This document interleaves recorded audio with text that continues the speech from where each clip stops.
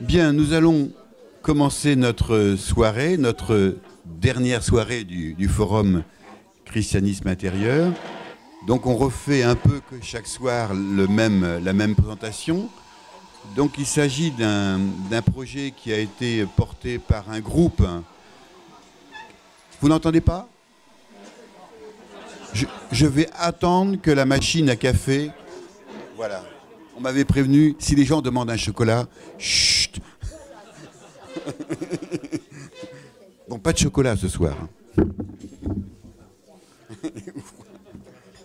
Voilà, très bien, on peut commencer. Bien, donc le groupe a été, ce projet a été porté par un groupe, donc que je vais nommer, puisque, je veux dire, c'est bien de savoir que ce sont des personnes et pas des institutions.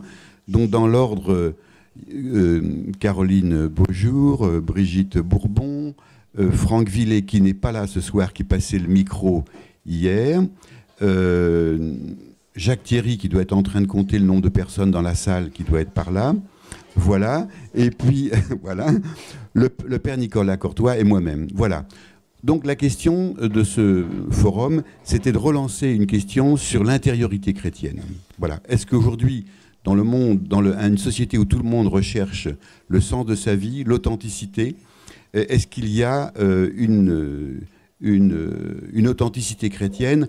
On a pris comme thème d'entrée la question de la méditation, puisqu'aujourd'hui, beaucoup de personnes utilisent cette voie d'entrée pour la méditation. Mais notre thème central, nous, c'est l'intériorité, la méditation étant qu'un des aspects. Donc on a eu plusieurs soirées, 4. Une première qui a été animée par le père Philippe Dauté, qui est prêtre orthodoxe en Dordogne et qui a traité la question « Y a-t-il encore une méditation chrétienne ?» Donc l'interrogation était une provocation. Il y a répondu en montrant qu'il y a une longue histoire de l'intériorité chrétienne. Le deuxième soir, Jean-François Pougy-Abadi, qui est médecin et qui intervient à la Boussole, a répondu à la question « Recherche de Dieu ou engagement dans la cité ?» Là aussi, question provocatrice. Il a essayé de montrer qu'il y a une unité entre la recherche de Dieu et l'engagement dans la cité. C'est une question qu'il faudra reprendre parce qu'elle est complexe. La troisième soirée, nous devions avoir Jean Lavoué qui n'a pas pu venir parce qu'il est malade. Et la deuxième intervenante qui était prévue, Elisabeth Delabarre, a pu être ici. Elle est avec nous ce soir. Et la question traitée, c'est quelle liberté dans la recherche de Dieu ? Voilà, toujours aussi une question avec un point d'interrogation, parce que ce n'est pas évident de poser la question de la liberté dans la recherche de Dieu dans un univers fortement institué.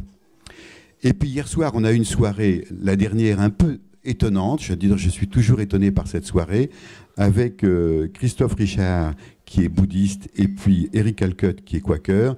Et la question, c'est quel lien entre méditation bouddhique et méditation chrétienne ? On était un peu, on a travaillé, Jacques Thierry a travaillé cette soirée longuement, mais c'était un peu une question un peu difficile. Et la soirée s'est passée de façon assez incroyable. Moi, j'ai été assez surpris par tout ce qui a pu se dire, on va dire, dans cette soirée.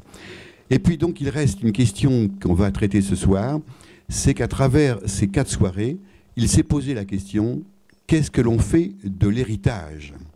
Qu'est-ce que l'on fait de l'héritage spirituel, de l'héritage d'intériorité des religions de façon générale, mais la question, qu'est-ce qu'on fait de l'héritage du christianisme ? Est-ce qu'il a encore place aujourd'hui ? Comment est-ce que l'on peut l'intégrer ? Quelles difficultés il nous pose ? Et la question qu'on a posée à Camille Tarot est une provocation. Y a-t-il un bon usage de la tradition ? Alors je vais donner le micro tout de suite au père Nicolas Courtois qui va animer cette soirée. Le père Nicolas Courtois est dans notre projet depuis le début. Il est aumônier des étudiants à Caen et professeur au CETH, professeur de patrologie. Voilà. Nicolas, à toi. Merci Jean-Marie. Alors, je n'ai pas dit 2 choses, excuse-moi, des choses très concrètes qu'il faut quand même dire. C'est que je fais passer 2 papiers pour que les personnes qui veulent, qui n'étaient pas là ces jours-ci, et qui veulent qu'on les tienne au courant des événements qui vont suivre, je veux dire, peuvent écrire leur mail. Peut-être qu'on peut faire passer ça derrière. Voilà. Et puis, il y a ici des panneaux avec le site internet de notre projet. Donc, vous pouvez le noter et voir un peu ce qui va se passer. Il y a aussi l'adresse mail de ce projet. Vous pouvez le noter. Et puis, dernier point, à la fin, je ferai passer, n'est-ce pas, la quête pour couvrir les frais. Voilà. Merci. Ah oui, j'ai oublié quelque chose, deux choses importantes. La première, c'est qu'il faut éteindre les portables. Merci Elisabeth. Et puis l'élément important, ceux qui veulent rester manger après peuvent très bien venir rester manger ici. C'est une façon conviviale d'être là et en même temps de renvoyer la balle à nos hôtes. Il est important aussi de prendre une consommation pour... c'était prévu. Voilà. Père Nicolas, à toi. Merci Jean-Marie pour cette introduction qui nous retrace la semaine. Tout au long des interventions que nous avons eues, pour ceux qui ont pu venir, sont apparus souvent les mots de tradition, le mot de liberté, le mot de chemin personnel. Et la question que nous avons voulu poser à Camille Tarot ce soir, c'est: y a-t-il un bon usage de la tradition? Je pense que beaucoup d'entre vous connaissent déjà Camille Tarot. Vous êtes professeur émérite de sociologie à l'Université de Caen, bien connu dans notre ville. Et je vous remercie de nous donner du temps ce soir pour nous aider à réfléchir. On va vous laisser la parole et puis ensuite nous aurons un échange pour continuer à approfondir les questions. Merci. Oui, vous avez remarqué que le titre comporte un terrible jugement de valeur. S'il y a des bons usages de la tradition, ça veut dire aussi qu'il y en a sans doute de mauvais. Et donc le sujet est piégé pour le sociologue, puisqu'il l'emmène sur le terrain polémique des jugements de valeur. Or, la question des jugements de valeur divise sa discipline depuis un siècle qu'elle existe. Les sociologues se combattent, par exemple, les fils de Karl Marx et les disciples de Max Weber, sur la question de savoir s'ils doivent s'engager pour ou contre des valeurs, au nom même, bien entendu, de leur discipline.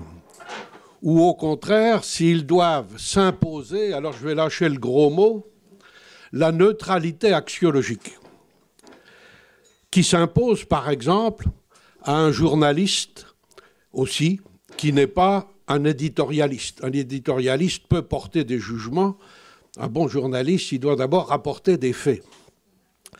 Alors les marxistes, les bourdieusiens, pensent que la sociologie peut assumer des jugements de valeur, au nom, par exemple, de la critique de l'aliénation ou au nom de la critique de la domination. Et puis d'autres, à la suite de Weber, pensent que les sciences sociales sont frappées par un postulat sceptique qu'a formulé un peu le philosophe Hume, un Anglais, au XVIIIe siècle. C'est que, comme toutes les sciences, elles sont simplement descriptives. Car on ne peut pas passer du descriptif au prescriptif par une induction ou une déduction. Il y a un vide épistémique, voilà encore un grand mot, un vide de savoir entre les deux. On ne passe pas d'une description à une prescription par une déduction ou une induction, mais par une croyance. Par exemple, de ce qu'il a toujours existé des voleurs, on peut être à peu près certain qu'il a toujours existé des voleurs.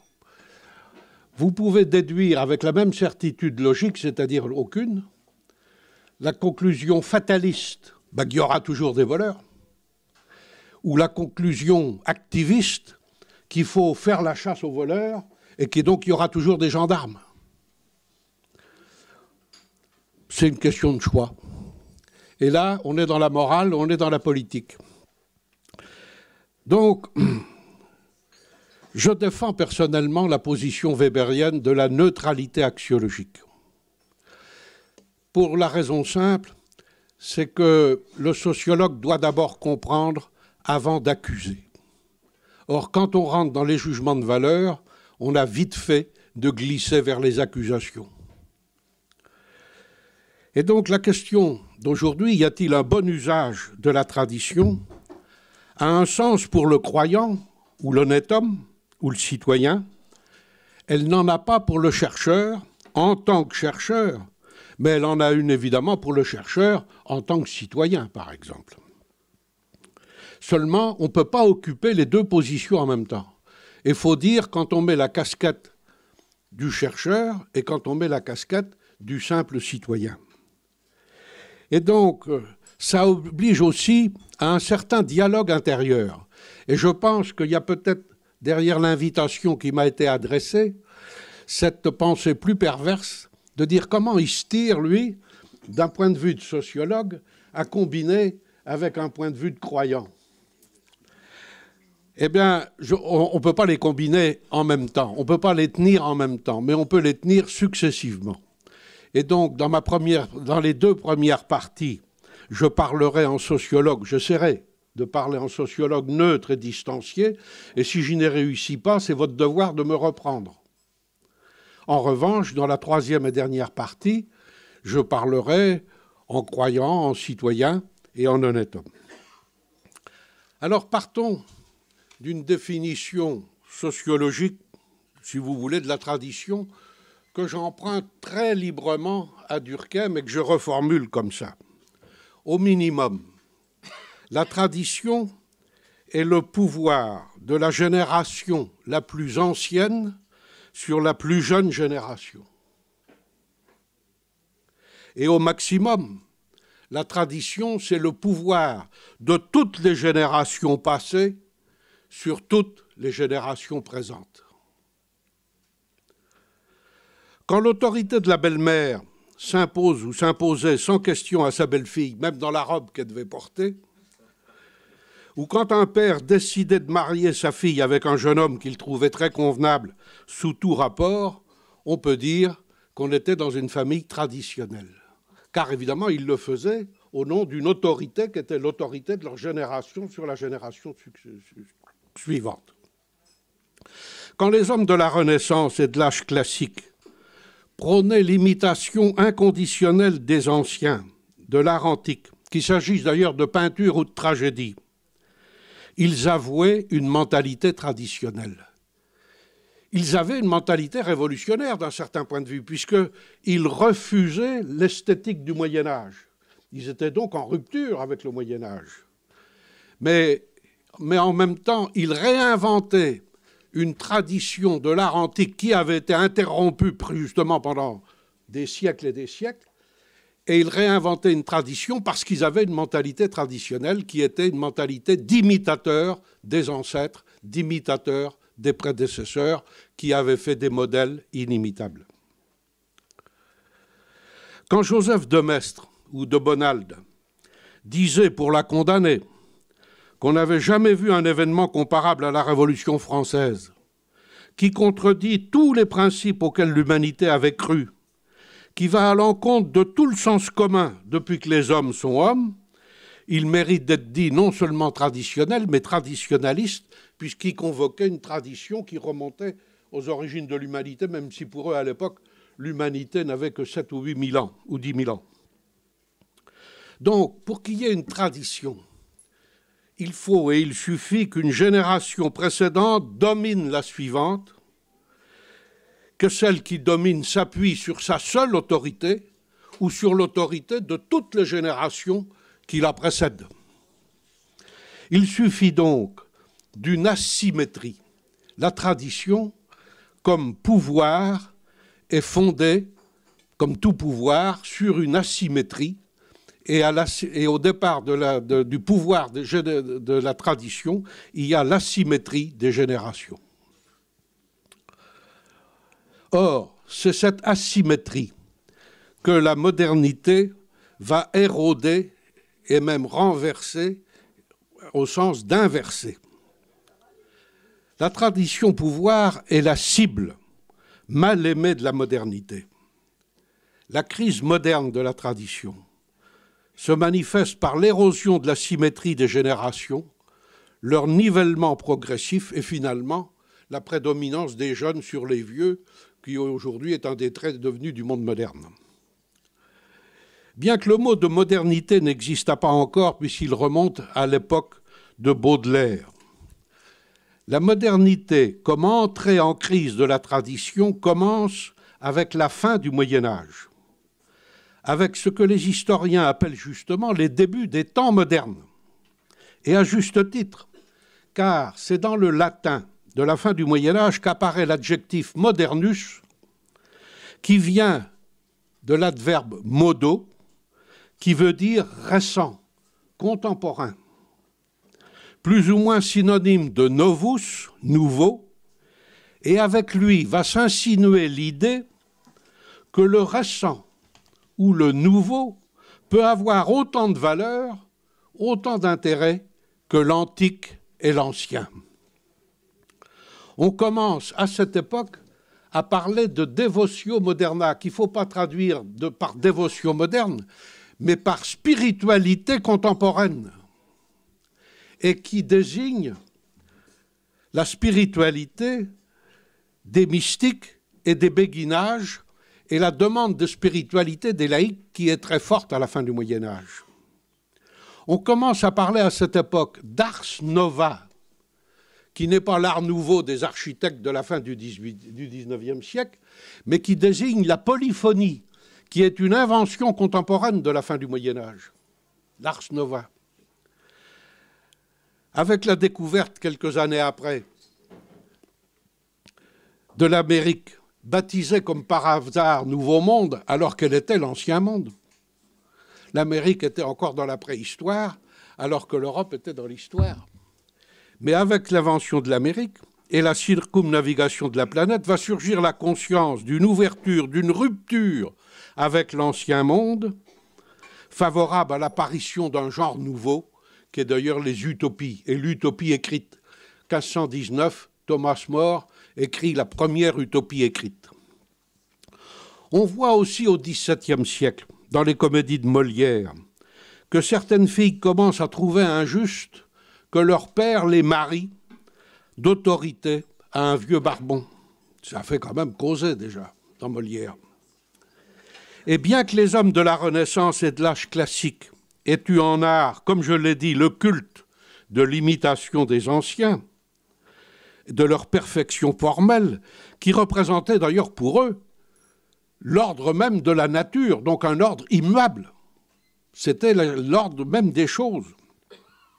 Un moment est arrivé où on s'est demandé si les modernes, même dans le domaine esthétique et spirituel, et pas seulement dans le domaine matériel, n'avaient pas rattrapé les anciens et même ne les avaient pas dépassés. On s'est demandé, ô sacrilège, si Michel-Ange ne valait pas autant ou plus que Praxitèle, que Molière plus autant ou plus que Ménandre, que Racine autant ou plus qu'Euripide. Ce fut l'objet de la fameuse querelle des anciens et des modernes à la fin du règne de Louis XIV, et qui est beaucoup plus qu'une querelle de littérateurs. C'est l'indice d'une crise de la tradition à l'aube de la philosophie des Lumières, et 50 ans après la crise de la querelle des anciens et des modernes, l'encyclopédie formule les premières théories du progrès. La modernité contemporaine est née. La théorie du progrès qu'aujourd'hui l'Europe a presque abandonnée, mais auquel les États-Unis restent furieusement attachés.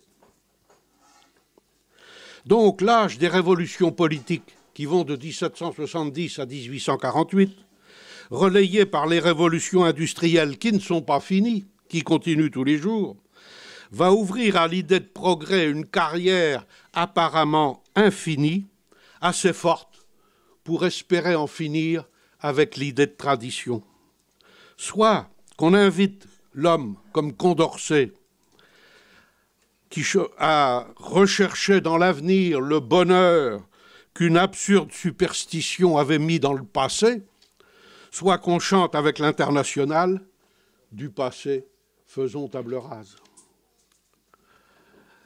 Il ne serait pas faux de dire que le long XIXe siècle, qui va de la Révolution française à la Première Guerre mondiale, a été marqué par la lutte titanesque entre la religion de la tradition, et par conséquent la tradition religieuse, d'une part, et la religion du progrès de l'autre.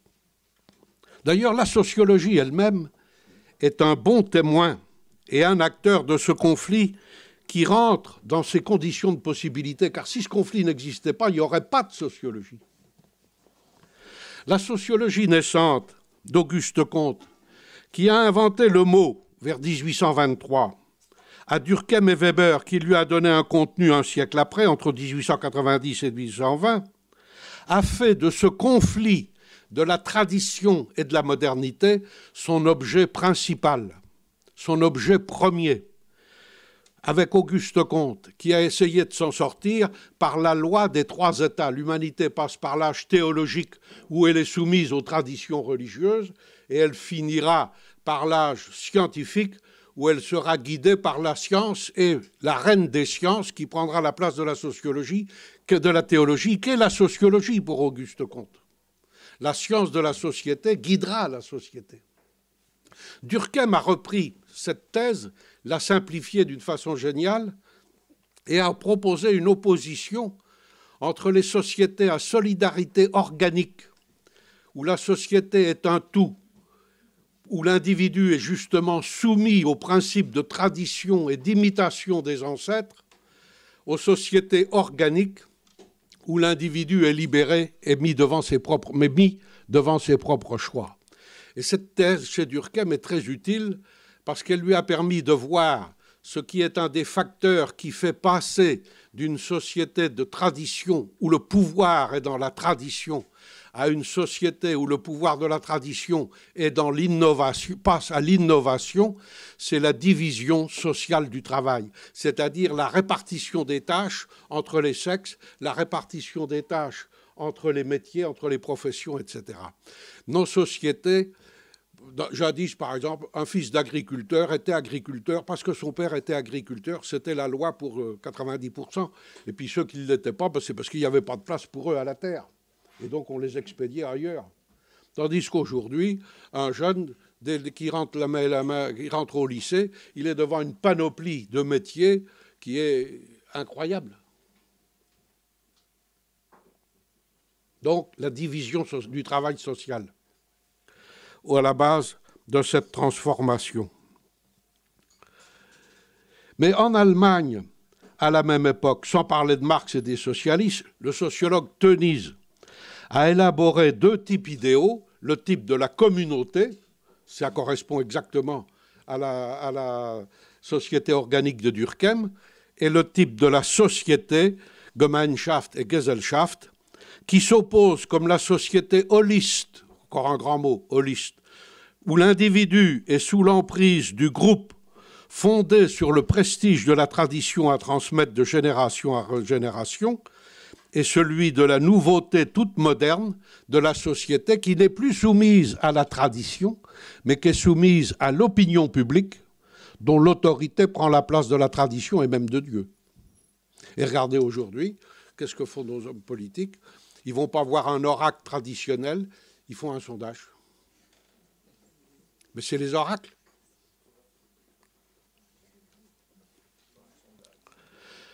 Le modèle de Tocqueville sera repris avec succès par Max Weber, d'ailleurs. Le modèle de Tönnies. Mais Tocqueville, et j'en arrive là, en construisant les 2 volets antithétiques de la société d'Ancien Régime, pris sur la France d'Ancien Régime qu'il avait connue, dominée par la tradition et la hiérarchie des ordres, et celui de la démocratie dominée par l'égalisation des conditions, et dont il voit le modèle dans l'Amérique contemporaine, a dit l'essentiel, et il s'ingéniait à rendre compte de ce grand basculement de la tradition dans le progrès, mais de la tradition dans le principe de l'égalité même des générations. Alors aujourd'hui, où en sommes-nous dans ce conflit de la tradition et de la modernité?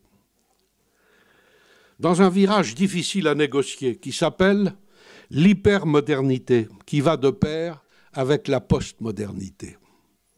C'est le paradoxe, il faut tenir les 2 en même temps. Comment peut-on porter sur notre époque le même jugement contradictoire d'y voir une hypermodernité et une postmodernité? Hypermodernité car le progrès continue et même s'accélère prodigieusement. Il s'appelle révolution technologique de l'informatique, de la biologie, des nanotechnologies, de l'intelligence artificielle. La voiture électrique et sans chauffeur est pour demain. Le progrès de l'hypermodernité s'appelle révolution des télécommunications, connexion planétaire par le net, aujourd'hui des personnes, demain des objets. Il s'appelle mondialisation, émergence de nouvelles puissances économiques. Et en même temps, cette hypermodernité s'accompagne surtout dans les pays les premiers modernes d'Europe d'une méfiance sans précédent pour l'idée de progrès et donc d'une crise de la modernité qu'on appelle désormais postmodernité. D'ailleurs, l'âge de la postmodernité est l'âge des postes. Tout le monde parle de post-chrétien, post-marxiste, post-industriel, post-humaniste, post-humain, post-vérité. Qu'est-ce que ça veut dire Ça me fait penser à Chateaubriand, vous savez, qui disait dans son testament que l'idée d'un cadavre courant la poste me fait horreur. Il voulait être enterré au Grand B. Alors, commentaire là où je mourrai, dit-il, l'idée d'un cadavre courant la poste me fait horreur. Mais moi, je me dis, dans les postes de la postmodernité, combien il y a de cadavres? Donc, elle est l'âge du poste. En fait, la postmodernité, elle a toute une histoire, et commence avec, en fait, des antimodernes intelligents, en littérature comme Baudelaire et Flaubert, en philosophie comme Nietzsche, ou Valéry, qui a dit « Nous autres civilisations, nous savons que nous sommes mortels au lendemain de la guerre de 14 ». Ça, c'est postmoderne. Ça veut dire le mythe du progrès, il a fait pataquès. Alors aujourd'hui, la postmodernité se nourrit de la crise écologique et climatique. Elle se nourrit des inégalités immenses du monde contemporain. Elle est indéniable, sauf pour tout le monde, sauf pour M. Trump, qui rend insoutenable elle rend insoutenable le modèle de croissance hérité, dont les effets dévastateurs créent en plus une crise sociale qui accroît les inégalités. Alors, qu'en est-il de la tradition dans ce nouveau contexte qui est désormais le nôtre? D'abord, il se produit le processus que l'historien britannique Hobsbawm a repéré, qui est très intéressant, sous le nom d'invention de la tradition. Je vous en ai donné un exemple, c'est la façon dont les hommes de la Renaissance croyaient imiter les anciens. En fait, ils réinventaient la tradition de l'art ancien. Par projection des aspirations du présent sur le passé, on transforme le passé en précédent souhaité du présent qu'on n'a pas. On injecte le présent qu'on n'a pas dans le passé en disant « voilà notre modèle ». Il y en a un exemple typique aujourd'hui qui m'amuse beaucoup, parce que moi je suis contemporain des 30 Glorieuses. C'est les jeunes, quand ils parlent des 30 Glorieuses, ils disent « vous, aux gens de ma génération, vous aviez de la chance, vous étiez dans les 30 Glorieuses ». Alors ça veut dire, vous n'aviez pas de chômage, vous aviez du travail, vous aviez de tout ça. Mais ils ne voient pas que c'est les 30 Glorieuses sont devenues glorieuses qu'à la fin des années 60. Avant les 30 Glorieuses, c'est l'après-guerre. Et les gens vivaient les 30 Glorieuses avec leur expérience de la guerre et les séquelles de la guerre, des années de guerre, de privation persistante, la crise du logement, la division ouest-ouest, est-ouest, le péril stalinien, les guerres coloniales. C'était ça, les 30 Glorieuses. Mais aujourd'hui, on nous réinvente une tradition des 30 Glorieuses en fonction de ce qui est vécu après les 30 Glorieuses et qu'on ne pouvait pas imaginer à l'époque des 30 Glorieuses, en effet, c'est-à-dire la désindustrialisation et le chômage. Ça, c'est une invention de la tradition. Et vous voyez, il faut être sensible à ces mécanismes-là, parce que c'est ça qui crée les malentendus. On ne parle pas de la même chose. Les 30 Glorieuses, pour les gens qui les ont vécues comme moi, ou pour les jeunes qui aujourd'hui ont 25 ans, c'est pas la même chose.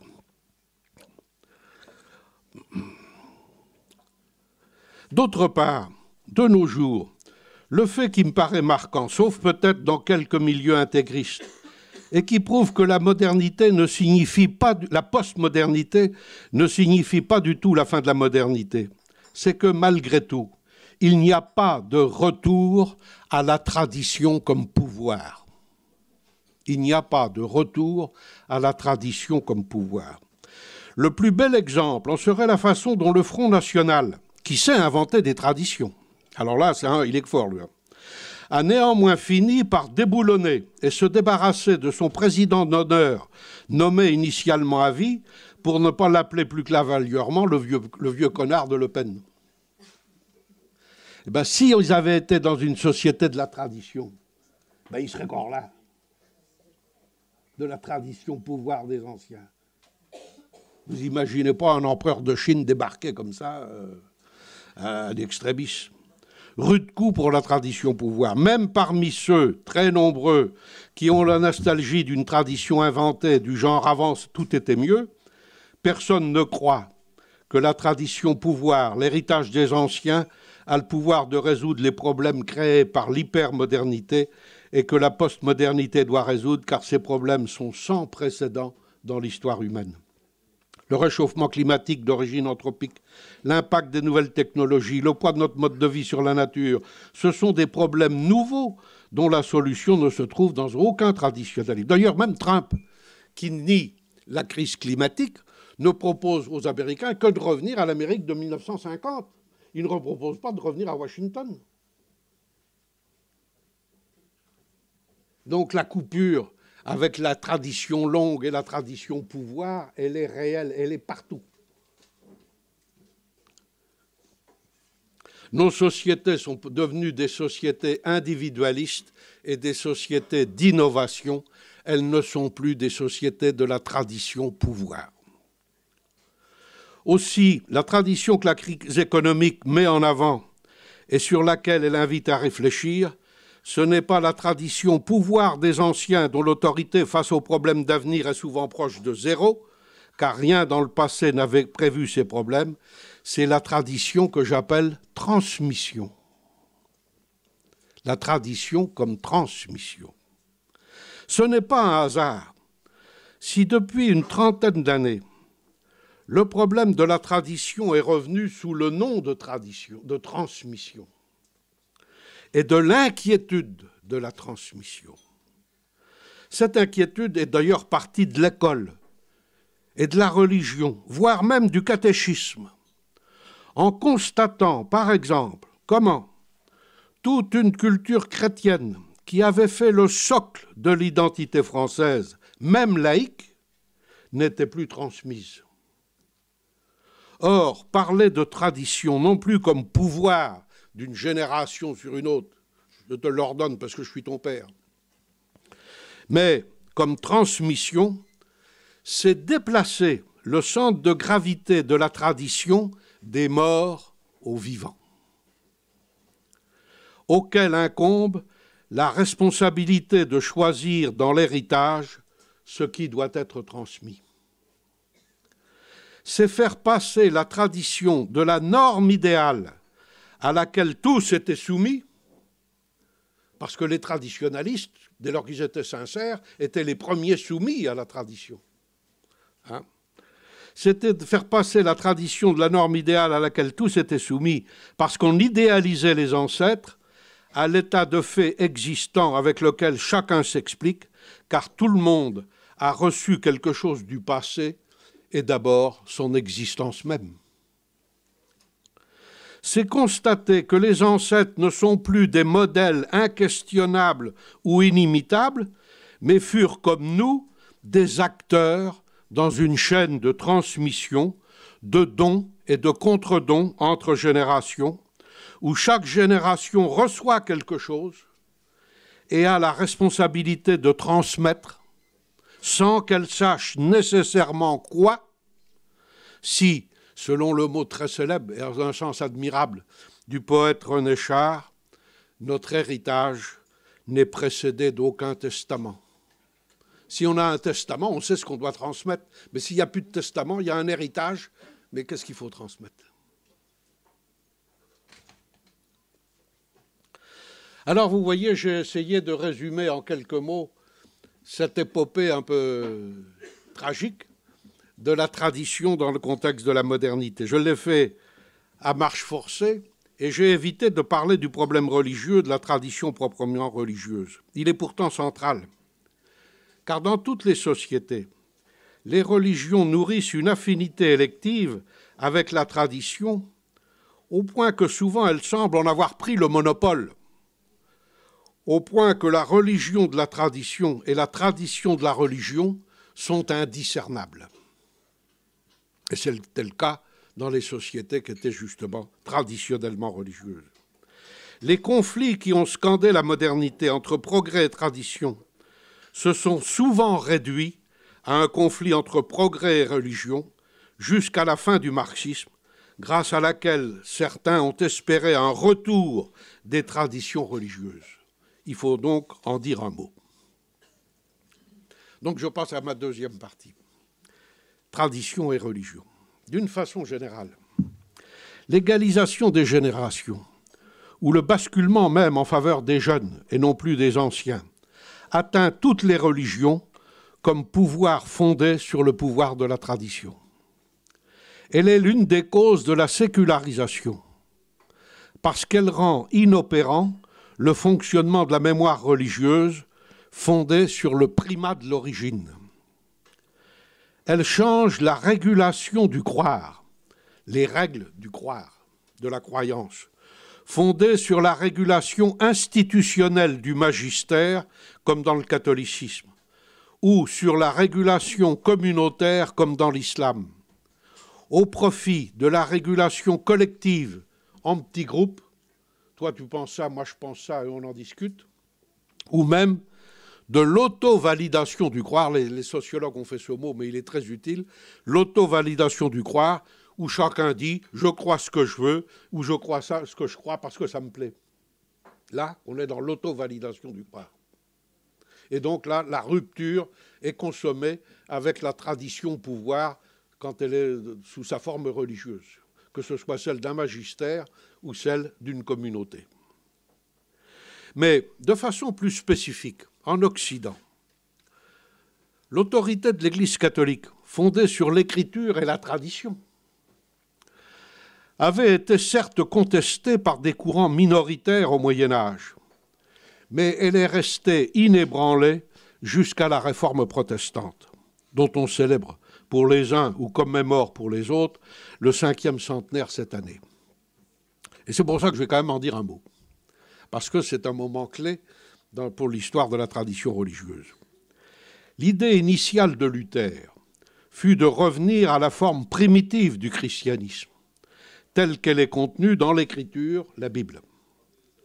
Le protestantisme est d'abord un évangélisme et une réforme, deux idées qui ont hanté le Moyen-Âge, mais que tous les chrétiens peuvent encore comprendre et qui se rencontraient dans le propos initial de Luther de revenir à la prédication initiale de l'Évangile, à la bonne nouvelle et à la simplicité du mode de vie des premiers chrétiens. On sait avec quelle force et quelle passion sincère Luther a cru retrouver cet évangile initial dans le message de saint Paul, dans l'Épître aux Romains, qu'il a résumé par le salut, par la seule foi confiance, sola fide, la foi seule. Il s'ensuit le second principe de la Réforme, le fameux scriptura sola, l'écriture seule, l'autorité de la Bible, parole de Dieu, qui doit toujours prévaloir sur celle de la tradition ecclésiastique, qui n'est qu'une parole humaine. Aussi, Luther conteste les accrétions ajoutées au message primitif qui l'ont surchargé et quelquefois rendu méconnaissable sous le nom de la tradition catholique. Et pas seulement les indulgences, qui est évidemment une invention de l'Église, dont tout est parti, mais aussi la doctrine du salut par les œuvres, qui s'est substituée selon lui au salut par la foi, les 7 sacrements, alors que selon lui, le Nouveau Testament n'en compterait que 2, la messe comprise comme un sacrifice, les sacramentaux, et surtout la hiérarchie ecclésiastique, avec à son sommet la papauté, et l'existence du monarchisme comme état de perfection supposé supérieur à l'état laïque. Puis, la réforme s'est radicalisée, après Luther, avec le calvinisme et les sectes protestantes anciennes qui ont formé ce que les historiens appellent l'aile gauche de la réforme, celle dont l'éthique du travail, selon Max Weber, aurait donné naissance à l'esprit du capitalisme ancien. L'idée initiale de Luther n'était pas de créer un schisme dans le catholicisme, ni la division politique terrible dans la chrétienté qui s'est répandue comme un feu de paille avec les guerres de religion en France et la guerre de 30 ans en Allemagne. Ce n'était pas de détruire la tradition de l'Église, mais, selon l'idée de réforme qu'il partageait avec son époque et tout le Moyen-Âge, de revenir, réforme, selon le sens étymologique du mot réforme, à la forme initiale du christianisme. Donc à la source pure de la tradition, qui pour lui est contenue dans l'Écriture contre des formes abattardies ou adventistes. Or, cette idée, cette conception de la réforme, est en fait une idée issue du monachisme médiéval. Cette conception de la réforme, elle vient du monachisme. Luther, c'est un ancien moine. Elle est venue des monastères. Au Moyen-Âge, les moines ont vécu constamment dans l'idée de réforme, basée sur l'idée d'une perfection originelle qui se dégrade, se perd avec le temps. C'était leur conception de la routinisation du charisme, si vous voulez, comme diraient les sociologues dans leur jargon moderne. Et donc, ils ont vécu dans l'idée qu'il faut revenir à l'origine en retrouvant la lettre et l'esprit de la règle primitive. La règle primitive, la sainte règle.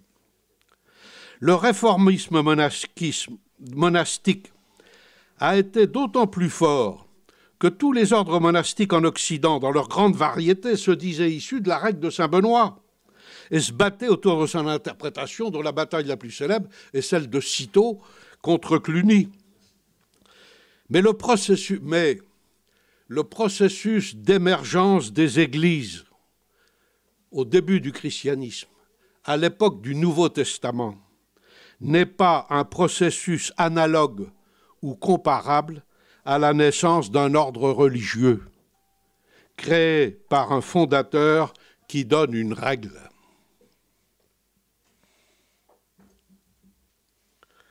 Aussi, l'idée de réforme, même protestante, est entrée en crise en Allemagne au XIXe siècle. Et c'est là que par la crise du protestantisme allemand qu'aura des si graves conséquences pour l'histoire spirituelle de l'Allemagne après, et ces aberrations du XXe siècle. Mais la crise du protestantisme en Allemagne commence au XIXe siècle, en particulier par les progrès de l'exégèse historico-critique, l'introduction de la méthode historico-critique dans la lecture du Nouveau Testament a révélé des couches de traditions multiples dont il est fait. L'Écriture est elle-même un condensé de traditions qui renvoie au Sitzimleben, c'est-à-dire à l'usage dans la pratique sociale de la parole révélée. Jésus n'a rien écrit et les apôtres ont plus parlé qu'écrit. Leur parole a été immédiatement réfractée par des milieux différents et parfois en conflit qui l'ont reçue et interprétée en la fixant dans leur tradition propre. Et c'est pour ça qu'il y a un évangile selon saint Matthieu, un selon saint Luc, un selon saint Jean, il y a une pluralité de traditions dans l'écriture elle-même. Et donc le message, la révélation chrétienne n'est pas une parole tombée du ciel. De ce point de vue-là, ce n'est pas un Coran, ce n'est pas l'idée de Coran. Car il n'y a de message que reçu. Un message, ça suppose un émetteur et un récepteur. Et le récepteur transforme le message, nécessairement. Or, il est reçu dans des milieux qui en font par après certains usages liturgiques, catéchétiques, missionnaires, parénétiques, polémiques, etc. Ainsi, l'exégèse montrait que l'Écriture reposait elle-même sur des traditions et des traditions multiples, Et donc, les écrits chrétiennes ne sont pas issus d'une forme unique de prédication et d'organisation à laquelle il suffirait de revenir pour trouver le christianisme originel. C'est le constat qu'il existe dans le Nouveau Testament lui-même, c'est-à-dire dans le premier monument restant du christianisme, une pluralité de théologie, une pluralité de christologie, une pluralité d'ecclésiologie qui renvoie à une pluralité de traditions. Ce dont d'ailleurs les églises chrétiennes ont gardé plus ou moins une mémoire en signifiant le rôle des apôtres. Mais la diversité du christianisme primitif déborde les 12 apôtres dont le rôle a été largement reconstruit par la suite.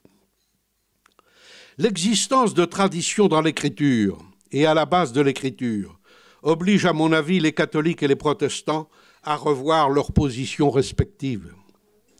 Les protestants sont devant le fait qu'il y a des traditions avant l'écriture. Ça, ce n'est pas prévu par le scriptura sola.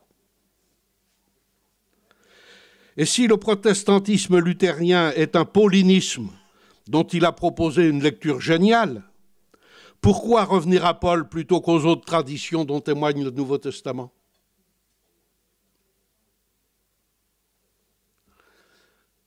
Le protestantisme luthérien est un paulinisme, très bien. C'est un paulinisme génial, très bien, mais il y a d'autres traditions dans la même écriture.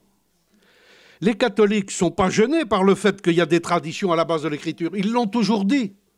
Il y a des traditions avant l'écriture. Les catholiques l'ont toujours dit. Mais ils sont gênés par le fait qu'il y en a plusieurs. Parce que pour eux, il n'y en a quand même qu'une qui englobe toutes les autres. Selon les catholiques, se font une idée tellement grandiose de la tradition, elle est si idéalisée qu'elle est introuvable dans la réalité. Si vous prenez la définition de la tradition donnée par saint Vincent de Lérins au IVe siècle, quod ab omnibus, quod semper, quod ubique, quod ab omnibus tenetur, ce qui est tenu toujours, partout et par tous, ben ça n'existe pas, elle est introuvable. Et bien voilà, il faut qu'on se mette au travail. On a tous à travailler sur la présence de la tradition et le rapport de l'écriture et de la tradition. Alors, en matière de religion, vous voyez que la tradition est soumise à deux tendances contradictoires. L'une, réformiste, si vous voulez, on pourrait dire protestante, réformiste, qui est potentiellement critique de la tradition, c'est son utilité, et les protestants ont beaucoup fait pour le sort de la critique historique, qui la soupçonne d'infidélité, avec le risque de minimiser la tradition. Et aujourd'hui, dans les courants hyper protestants, on pourrait le dire, qui nous viennent des États-Unis ou de l'individualisme moderne, eh ben, de rendre inutile le travail de la mémoire.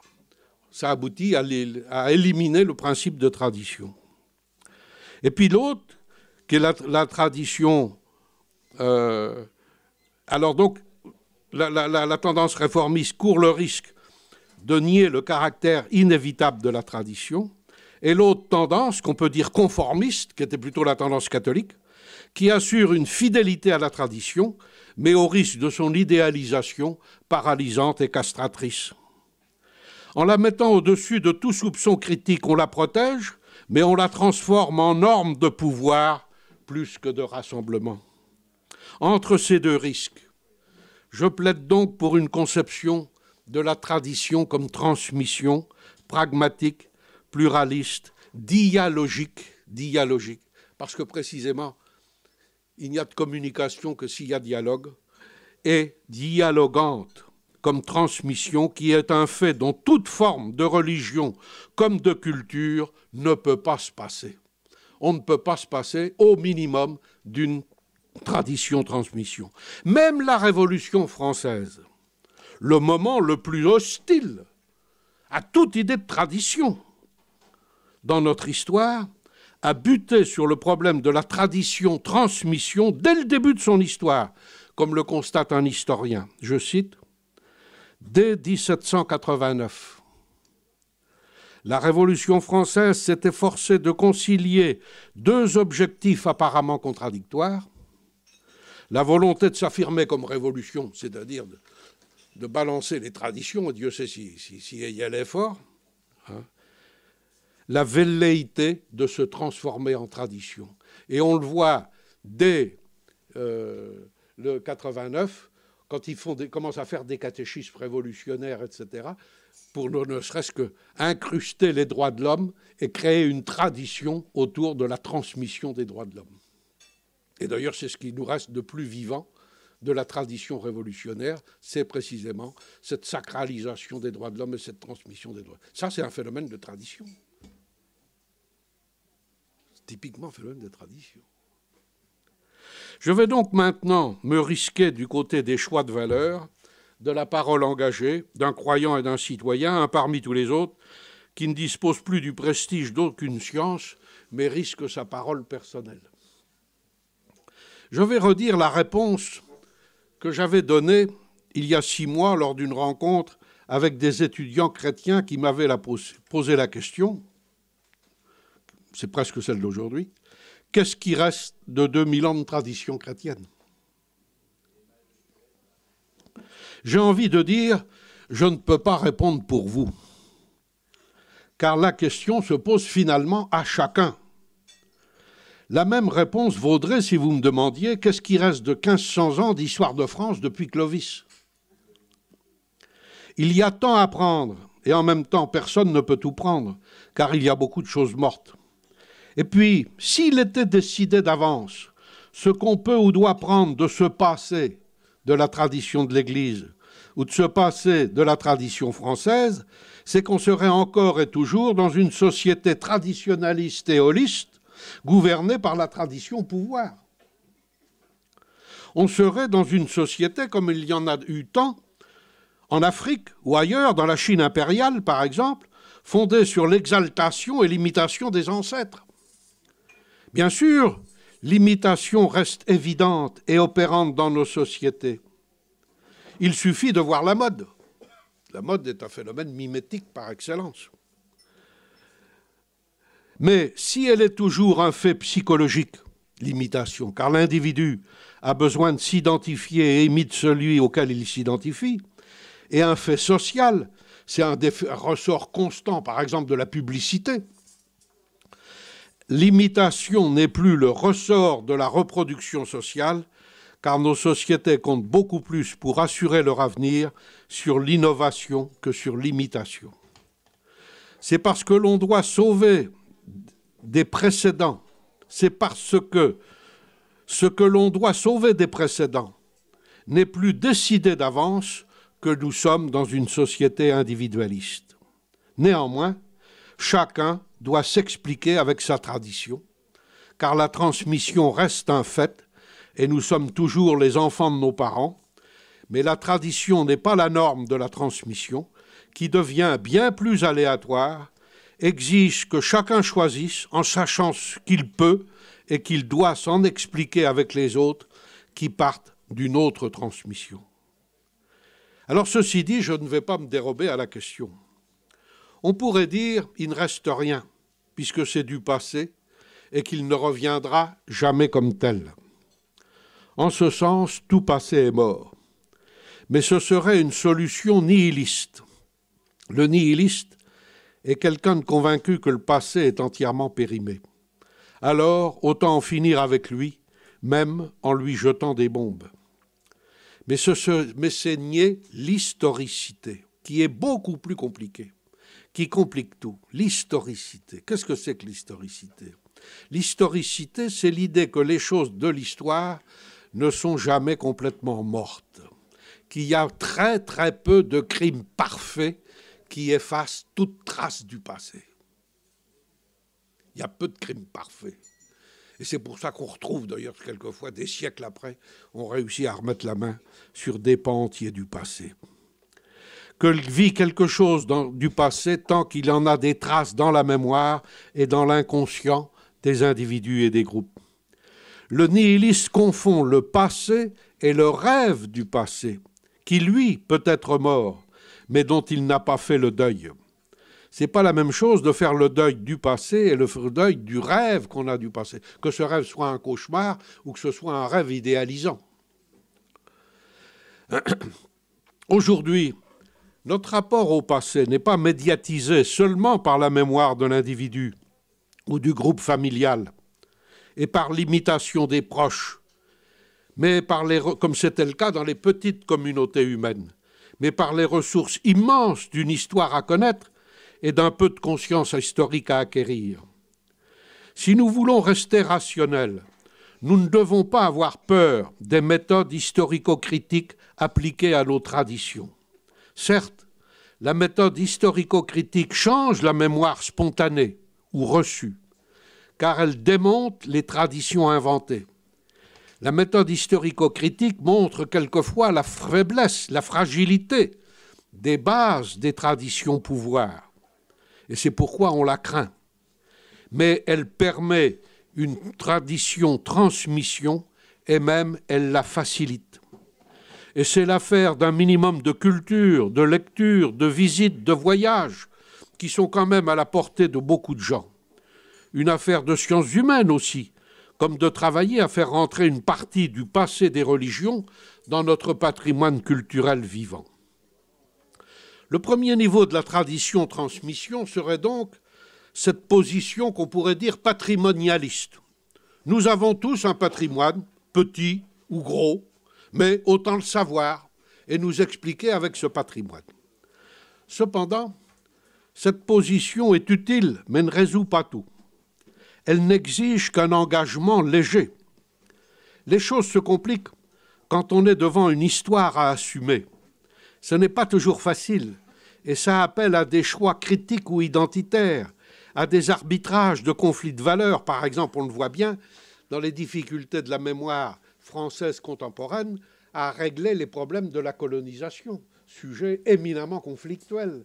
Et là, il y a une histoire à assumer. Il n'y a pas seulement un patrimoine de savoir à transmettre, il y a une histoire à assumer avec des conflits de valeurs lourds, durs, violents.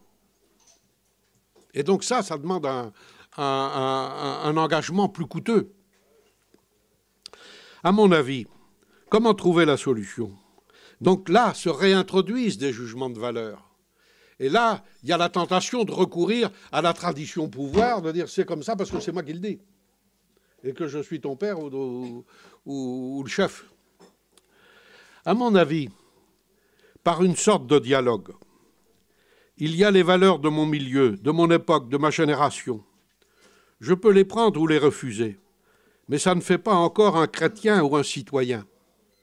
Je commence à devenir chrétien quand j'accepte ou même je cherche la confrontation entre mes valeurs et celles dont parle le Christ dans les évangiles et les disciples dans le Nouveau Testament et dans les traditions de l'Église.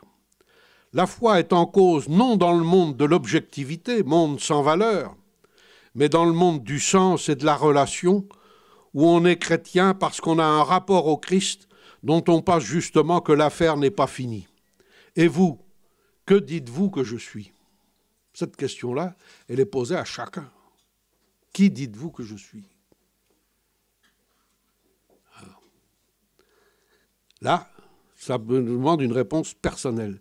Et la question rebondit d'âge en âge. Aujourd'hui, si chacun peut témoigner de sa réponse, nul ne peut répondre pour un autre. La réponse peut exprimer un rapport qui va de la curiosité à la sympathie, à l'amitié, à l'amour, voire à l'identification. Donc, ce qui reste de plus important de 2000 ans de christianisme, comme son nom l'indique, c'est tout ce qui se trouve dans le tiret entre Jésus et Christ. C'est le tiret entre les deux. Bon, il y a le Christ de l'Église, il y a le Christ de la tradition, il y a le Christ, voilà. Et puis il y a Jésus. Et nous, on est où entre Jésus et Christ? Voilà. Il y a des pans, ensuite, on peut aller plus loin, il y a des pans entiers de l'Évangile qui sont toujours en attente de reprise sur la charité, dans l'Évangile selon Saint Jean surtout, sur la justice et le combat non violent, surtout dans le Saint Matthieu, sur les pauvres et la pauvreté, surtout chez Saint Luc par exemple, sur la liberté du chrétien et la libération de l'homme, surtout chez Saint Paul justement. Et puis après, il y a les trésors des pères de l'Église. Moi, je vous dirais que Saint-Irénée, Saint-Augustin m'ont beaucoup marqué. Et puis, il y a les écrivains modernes. Il y a Pascal, il y a Péguy, il y a Bernanos qui, moi, m'ont aidé à formuler mon christianisme. Peu importe le courant, l'école, le maître. D'ailleurs, c'est le propre de la vie spirituelle, par opposition à la vie intellectuelle, de choisir son maître. Dans la vie intellectuelle, vous ne pouvez pas choisir votre maître. Si vous faites de la physique nucléaire, il faut quand même mieux connaître la théorie d'Einstein. Vous ne pouvez pas dire Einstein, j'en ai rien à foutre. Tandis que dans la vie spirituelle, on peut choisir un maître. Ça, c'est l'avantage. Mais l'important est de comprendre que l'on doit avoir avec lui, avec le maître que vous choisirez, un rapport de lecture. Une lecture n'est pas une reproduction du sens, mais une construction interactive du sens. Une construction interactive du sens. On peut se tromper en lisant, faire des contresens, mais dans une lecture, il y a reprise et invention. Le piège serait de croire que l'origine ou la tradition ont la réponse déjà faite aux questions d'aujourd'hui. Je vous ai dit, je crois que c'est faux. On pouvait peut-être le croire dans les époques où on ne voyait pas les changements historiques, l'historicité des situations, des hommes et de leur société. Dans ce cas, il s'agirait seulement d'imiter l'origine pour être fidèle. C'est ce que font certains musulmans salafistes aujourd'hui, jusqu'à la caricature. Mais est-ce qu'imiter le prophète, c'est porter la barbe, un pantalon court et mâchonner un cure-dent? Dans un rapport de lecture avec l'origine et la tradition, on accepte qu'elles ne soient pas que des réponses, mais qu'elles nous posent aussi des questions, car elles ont de l'opacité. Et si elles ont encore quelque chose à nous dire, c'est maintenant qu'il faut trouver la réponse dans notre aujourd'hui et non dans leur passé que nous n'habitons plus. Entre le présent et le passé, il n'y a pas un rapport d'imitation, comme si le passé avait toutes les réponses, il ne les a pas, ou comme si l'histoire était immobile, elle bouge toujours, mais il y a un questionnement mutuel, une critique mutuelle, des conflits dont il faut inventer la réponse au présent. Le rapport de lecture, et pas seulement d'imitation à la tradition, est un rapport créateur à la tradition, qui n'est pas un rapport traditionnaliste, c'est-à-dire peureux ou frileux, face aux incertitudes de l'histoire. Nous avons d'autant plus besoin de ce dialogue entre le passé et le présent que nous sommes devant une situation mondiale extraordinairement inédite. J'en rappelle les 6 niveaux de mutation que vous connaissez comme moi. La mutation de la mondialisation comme globalisation, vaste phénomène économique prévu par Marx au XIXe siècle, mais qui vient de se boucler sous nos yeux. La deuxième mutation est la mondialisation comme décentrement ou basculement du monde qui met fin aux 5 siècles de l'histoire depuis la Renaissance, où le centre du monde était en Europe et il repasse en Asie. La troisième visage de la mondialisation, c'est le village connecté, la révolution informatique et toutes ses conséquences, le village planétaire de McLuhan. La quatrième mutation est technoscientifique, c'est la mutation des sciences de la vie, de l'infiniment petit, des nanotechnologies, de la prise du contrôle génétique de l'histoire humaine, etc. La cinquième révolution, mutation, est la mutation inexorable de la question écologique. Et la sixième concerne l'incertitude européenne, pour ne pas dire notre mal français. Alors c'est là, dans ce contexte-là, qu'il nous faut inventer cette fidélité créatrice, me semble-t-il, à la tradition qu'exige le régime de tradition-transmission dans lequel nous sommes désormais. Pour conclure, je voudrais rappeler combien les problèmes de la tradition sont structuraux. C'est pourquoi on les rencontre avec une étonnante similitude dans le domaine de la religion et de l'art, par exemple. Et je voudrais illustrer ce qu'est un rapport créatif, non traditionnaliste à la tradition, par un exemple d'artiste réfléchissant sur sa création.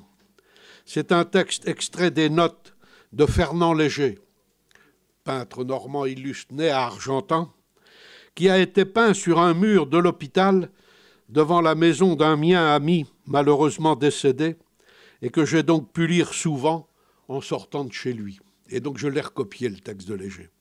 Et je vous le lis parce qu'il résume admirablement le passage de la tradition pouvoir imitation qui était celle des artistes à l'époque de la Renaissance à la tradition transmission que l'art a connue au XIXe siècle et que auxquels sont affrontés tous les artistes.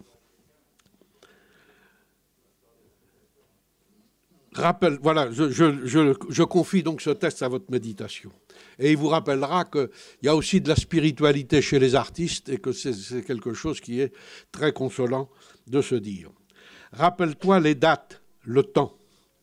Rappelle-toi quand tu l'as écrit, au bord de tes bouts de papier, de tes croquis, où tout cela a été noté, esquissé, dessiné. Retourne un peu toutes ces notes vivantes et improvisées. Regarde au dos, ce sont de vieux bouts d'enveloppe, un rendez-vous d'amour, un télégramme.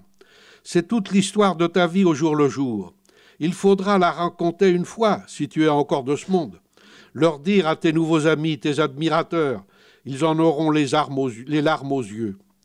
Dans cette aventure qu'aucune mère ne pouvait rêver pour son enfant, il aura réalisé des tableaux, des poèmes, des symphonies, pour lesquels on construira des palais, des musées, des bibliothèques.